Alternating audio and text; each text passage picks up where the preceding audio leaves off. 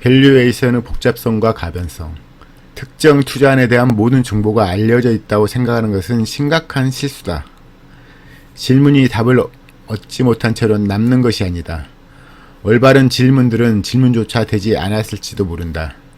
심지어 현황이 어떻게든 완전히 이해되어 있더라도 대부분의 투자안들은 정확하게 예측되지 않은 결과에 달려있다.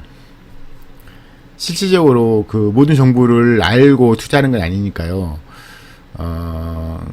그런 경계심을 좀 가지라는 말씀을 하는 것 같고요. 그리고 또 현황이 또 완전히 이해됐더라도 대부분 투자자들은 정확히 예측되지 않은 결과, 그렇죠.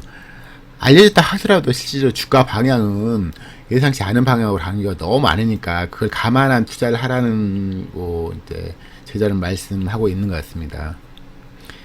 비록 투자안에 대해 모든 것이 알려져 있다 하더라도 사업의 가치가 벽돌에 명확히 새겨져 있지 않은 것이 현실이다.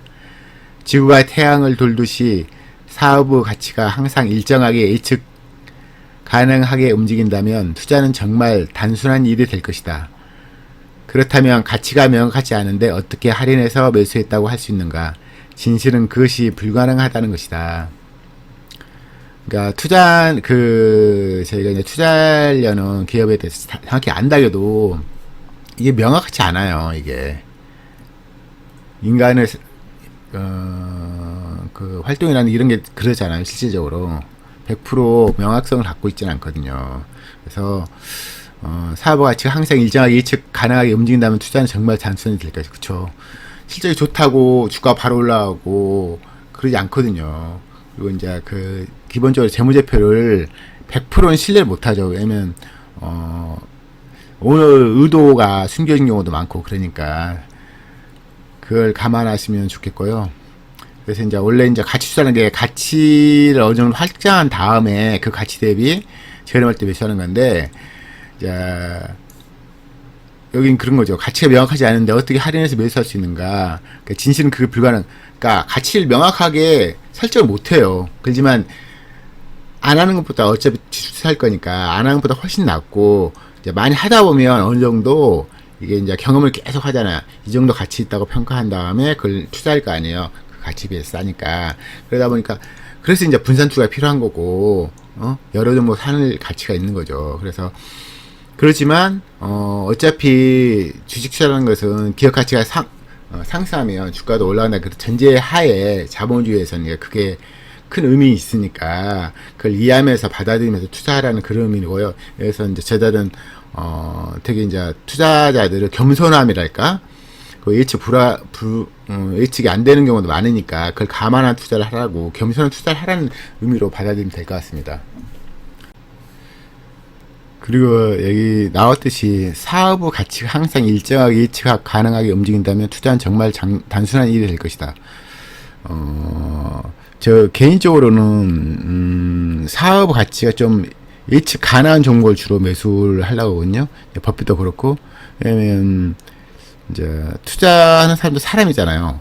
근데 이제 원래 주식 투자라는 것은 자기 인생이 행복하게 하기 위한 거니까 사업의 보통 이제 크게 대변하는 사업의 가치가 일정하게 예측되는 그런 업종이 있어요. 근데 그런 반면 예측이 쉽지 않은 업종이 있죠. 예를 들면 IT, 반도체 같은 경우는 솔직히 그 기업의 오너도 정확히 예측 못하거든요. 삼성전자도 항상 정정긍긍하잖아요. 그런 반면 좀 예측이 되는 기업들이 있죠. 그러니까 신기술이 필요하지 않고 뭐 기존 기술을 계속 써먹을 수도 없고, 그러면 기업 가치 상실이라든지 그런 게 좀 더 유동성이 좀 적잖아요. 이제 그래서 여기서 말하는 사업 가치 항상 일정하게 예측 가능하게 움직인다면 투자는 정말 단순히 될 것이다. 그러니까 이런 말은 맞는데 또 굳이 구분한다면 예측이 항상 어느 정도 가능한 업종이 있고 그 자체가 애초에 힘든 업종, IT 반도체 같은 거거든요.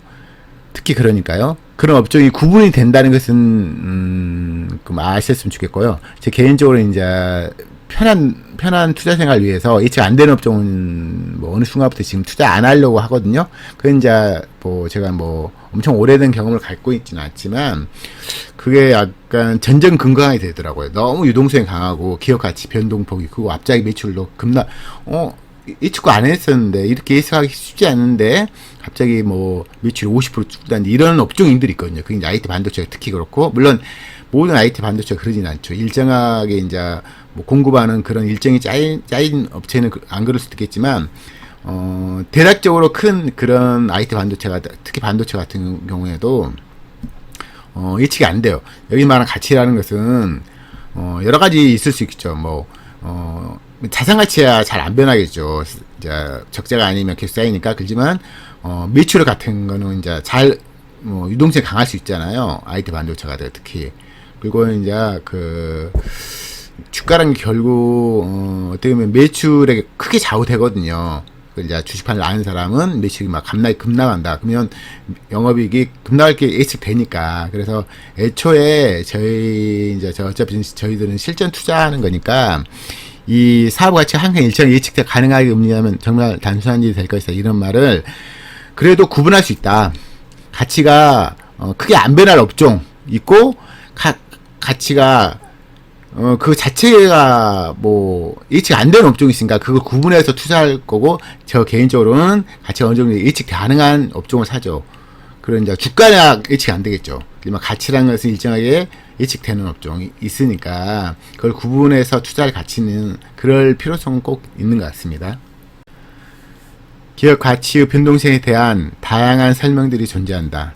예를 들면 신용 사이클이라고 불리는 자금 신용 시장의 축소 확장 순환이 기업이 자금을 빌릴 수 있는 비용과 기간 구조에 영향을 미친다는 이론도 있다.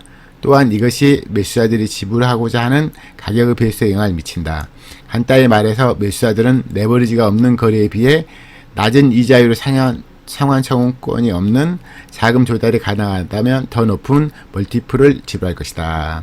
제가 밑에 적어놨지만 자금 조달할 때 이제 이율이 낮잖아요. 그러면 자금 빌리가 용이하잖아요. 그러다 보면 이제 매수자들 이제 레버리 없는 거에 비해서 더 높은 멀티플을 지불한다는 그런 이야기를 한 거고요. 그래서 이제 이게 기업 자체도 낮은 이율로 돈을 빌릴 수 있으면 그걸 자주 빌릴 거 아니에요. 그런 것처럼 매수자들도 그 돈을 빌리는데 비용이 많이 안 든다. 그러면 쉽네. 그러면서 조금 쉽게 본단 말이죠. 그래서 높은 가격을 허용한다는 그런 의미로 말씀을 한 것 같습니다. 인플레이션이나 디플레이션 향방도 기업 가치 변동을 일으킨다. 가치 투자는 인플레이션 환경에서 잘 맞는다고 한다. 천연 자원이나 부동산 같은 형태의 1달러짜리 자산을 50센트에 매수한다면 인플레이션이 진행됨에 따라 오늘 산 50센트의 투자 대상이 1달러보다 훨씬 높은 가치로 실현될 것이다. 그러나 인플레이션 환경 하에서 투자자들은 어떤 면에서 부주의해진다.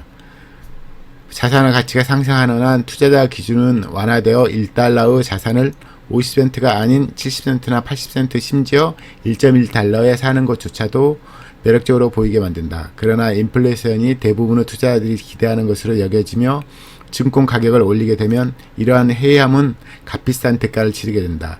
그 이후 인플레이션 하락은 증권 가격 하락을 초래한다. 보시면 이제 모든 자산이 시간이 지남에 따라 이제 가치를 상승하게 되거든요. 그래서 여기서 이제 그 말 하는데 천연 자원이나 부동산 같은 형태의 1달러짜리 자산을 이제 싸게 사야 되겠죠. 안전 마진을 추구해야 되니까. 근데 그래 놔두면 인플레이션 진행에 따라 시간 진행에 따라 이 천연 자원이나 부동산 같은 게 가치가 더 상승하죠. 원래는 1달러짜리 생각하고 50센트에 싸게 매수했는데 1달러보다 훨씬 높은 가치가 실현된 건 시간이 지나가니까. 그렇죠. 그래서 인플레이션 환경에서 투자자들은 어떤 면을 부유해지죠. 앞으로 인플레이션이 있을 거니까 가치가 상승할 거니까 50센트 사는 것보다 그냥 70센트, 80센트 사도 된다. 오히려 뭐 앞으로 이제 물가 상승이 있을 거니까 좀 비싸게 사야 된다. 이런 마인드로 사게 되면 안 된다 그 말씀하신 거예요. 그래서 인플레이션 대부분의 투자자들이 기대한 것이 여겨지면 지금 올리게 되면 이런 해외함은 값비싼 대가를 치르게 된다. 그쵸? 그래서 근데 또 인플레이션이 있다가 또 디플레이션이 있다 계속 이렇게 왔다 갔다 하거든요. 그래서 인플레이션이 앞으로 있으니까 비싸게 산다 이런 마인드로 접근하면 후회하게 된다. 그런 말씀을 제자께서 말씀하신 겁니다.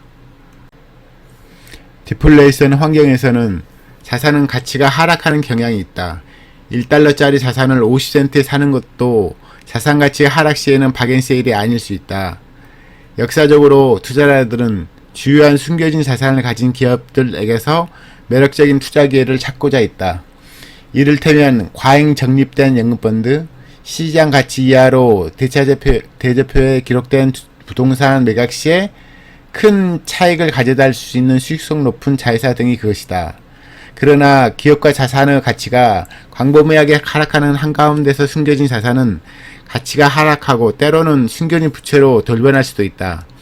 주식시장의 하락으로 연금펀드의 자산의 가치가 하락할 수 있다. 이전에 저평가된 연금 계획이 고평가된 계획으로 바뀔 수 있다. 역사적 원가로 대조표에 기록된 부동산도 더 이상 저평가된 것이 아닐 수 있다. 한때 빛나는 보석으로 보였던 고평가된 자회사들도 광채를 잃어버린다. 그러니까 인플레이션과 반대니까 디플레이션이 이제 자산 가치가 물가 상승이 하락하잖아요. 근데 자산이 이제 하락할 수 있죠. 그래서 1달러 자산을 50센트 샀지만 디플레이션 환경에서는 자산 가치가 하락하기 때문에 오히려 싼 게 싸지 않을 수 있다는 그 말씀을 한 거고요. 그래서 이제 여기서도 투자자들은 숨겨진 자산을 가진 기업들에서 매력적인 기회를 찾고자 했지만, 그런 이제 과잉 적립된 연금펀드, 시장가치 이하로 된 대체별 기업된 부동산 매각 시, 그런 것 때문에 이제 했지만 실질적으로는 디플레이션 환경하에서는 그게 싼 게 아닐 수 있다는 그 말씀을 이제 전체적으로 한 거고요. 그래서 이제 빛나는 보석을 보겠던 고평가된 자회사들도 광채를 잃어버릴 수 있다. 그래서 디플레이션 환경에는 어떻게 보면 투자하기에 부적합할 수도 있단 말을 대략적으로 설명해 드린 겁니다. 기업 가치의 계속되는 하락 가능성은 가치 투자에 있어 심장의 비수가 날아드는 꼴이다. 이것은 다른 투자 방법을 사용하는 이들에게도 큰 웃음을 주는 일은 아니다. 가치 투자자들은 가치를 측정한다는 원칙과 할인해서 사는 것에 큰 신념을 지니고 있다. 그런데 가치가 심각하게 훼손된다면 얼마만큼의 할인이 충분한 것일까? 그러니까 인플레이션과 이제 반대로 이제 디플레이션 안에서는 오히려 가치 투자하는데 부족하단 말을 설명해 드린 거고요. 이제 가치 투자라는 게 원래 가치 투자한 다음에 그 가치 대비 이제 싸게 사는 것이 결국 유일한다는 그런 전제하에 하는 건데, 디플레이션 환경 하에는 오히려 기업 가치가 훼손되니까, 가치를 측정한 다음에 이제 할인을 사는 건데, 그게 측정이 제대로 안 된 거라고 평가할 수 있으니까, 그것보다 훨씬 더 싸게 되는 건가, 이렇게 이제 스스로 이렇게 자문하는 그런 이야기를 하신 거고요. 가치 투자자들은 기업 가치의 하락 가능성을 두려워해야만 하는가? 물론이다. 이에 대해 어떻게 대처할 것인가? 효과적인 세 가지 대응책이 있다. 먼저 투자자들은 가치가 언제 오르거나 내릴지 예측할 수 없기 때문에 밸류에이션 시에 항상 보수적으로 최악의 경우에서 청산 가치에 대한 비중을 다른 방식으로 얻는 만큼만 의미있게 생각해야 한다. 두 번째로 디플레이션을 두려워하는 투자자들은 새로운 투자를 집행할 때나 기존의 포지션을 유지하고자 할 때보다 큰 폭의 할인율을 적용하면 된다. 이것은 평균적인 성과의 투자자들도 평소보다 더 많은 공을 그냥 흘려보내야 한다는 뜻이다. 마지막으로 자산 디플레이션의 전망하에서는 투자 기간 설정과 기초자산 가치 실현을 위한 촉매의 존재 여부 중요성이 한층 커진다. 마지막으로 자산 디플레이션의 전망에서는 투자 기간 설정과 기초자산 가치의 실현을 위한 마지막으로 자산 디플레이션의 전망하에서는 투자 기간 설정과 기초자산 가치의 실현을 위한 촉매 존재 여부 중요성이 한층 커진다. 디플레이션 환경 하에서 기초자산의 가치가 언제 어떻게 실현될지 알 수 없다면 투자 근처에 얼씬 거려서는 안 될 것이다. 그러나 주주 이익을 위한 기초자산 가치 실현이 단기에 빠르게 진행된다면 장기적으로 가치를 감소시키는 요인은 고려하지 않아도 된다. 그러니까 디플레이션 하에서는 가치 투자자들이 어떻게 투자하는 게 좋은가 그런 얘기를 한 건데요. 우선 기업 가치 하락 가능성을 두려워하는가? 물론 두려워해야 된다. 그렇지만 여기 이제 대처 방법이 있는데 그걸 세 가지로 말한 건데, 먼저 첫째로 이제 가치가 언제 오를지 내릴지 예측할 수 없기 때문에 밸류에이션 측정 시에 항상 보수적으로 이제 청산가치 이런 것을 특별히 뭐 의미 있게 하지 말고 청산가치 비중 다른 방식처럼 그냥 그 정도 가치에서 범중에서 너무 고평가하지 말라 이런 말씀을 한 거고요. 두 번째는 디플레이션 두려워하는 투자자들은 새로운 투자를 집행할 때나 기존 포지션을 유지하고 할 때보다 큰 폭 할인율을 적용해야 된다는 거죠. 그러니까 인플레이션보다 디플레이션에서는 좀 더 싸게 매수해야 된다 이런 말씀을 한 거고요. 그래서 이제 평균적인 선교하는 투자자들도 평소보다 더 많은 건 그냥 흘려버려야 한다. 그쵸? 그러니까 진짜 쌀 때만 사야 된다는 그런 말씀 한 거고요. 왜냐면 이제 자산 가치가 떨어질 게 예측되니까. 그리고 마지막으로는 세 번째로는 자산 디플레이션 전망하에서는 투자 기간 설정과 기초자산 가치 실현을 위한 청매 여부, 그러니까 기초자산 가치가 물론 이제 자산 재평가할 때도 마찬가지, 자산 재평가할 확률이 높을 때나 그때가 더 좋고, 아니면 이제 뭐 여기 이제 이 문구에 국한하지 않고 수익성이 훨씬 많이 증가할 기업이 있잖아요. 근데 증가 않고 꾸준한 기업이 있고, 증가 가능성이 훨씬 높은 기업을 사면 기업 가치가 이제 디플레이션 하에는 떨어질 게 예측되지만 그래도 그런 기업을 사는 게 좋다. 그래서 여기는 이제 기초자산 가치 실현 재평가 맞는 그런 거에 국한되지만 그거에 국한되지면 안 될 것 같고요. 어쩌면 실적이 더 좋아질 게 뻔히 보이는 기업들이 있거든요. 그런 기업을 사는 게 더 좋다. 어차피 자산 가치가 이제 떨어질 거니까 그런 말씀 한 겁니다. 이분은 이제 기관 투자자 입장에서 말씀 많이 한 거거든요. 이제 실질적으로 이렇게 이제 개인 투자하는 사람이 하는 건 쉽지 않아요.